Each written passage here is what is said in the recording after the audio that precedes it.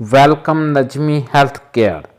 ऐसे अफराद, ऐसे लड़के, ऐसी लड़कियां जिनके बाल गिर रहे हैं, बाल दो मुँहे हो गए हैं, बालों में खुश्की सिकरी बन गई है और वक्त से पहले बाल सफ़ेद हो चुके हैं, तो उनके लिए हमने बनाया है मरकब हेयर ऑयल, जिसको हमने बनाया है और इसमें हमने बहुत से तेल मिक्स किए हैं।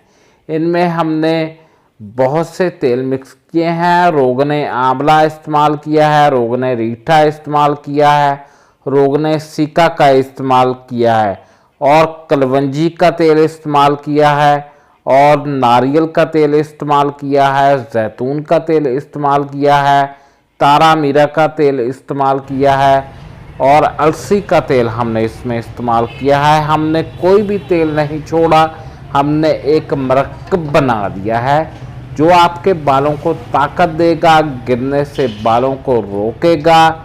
इसमें कोई दुनिया का तेल ऐसा नहीं जो हमने ना शामिल किया हो।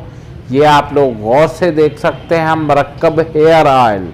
आप लोग इसका इस्तेमाल करेंगे। आपने इस्तेमाल कैसे करना है, आपने लगा लेना है, लगाने के 5 घंटे के बाद सर को वॉश करना है। हमारे चैनल को सब्सक्राइब करें, वीडियो को शेयर करें। आपके बाल गिरेंगे नहीं, जड़ेंगे नहीं।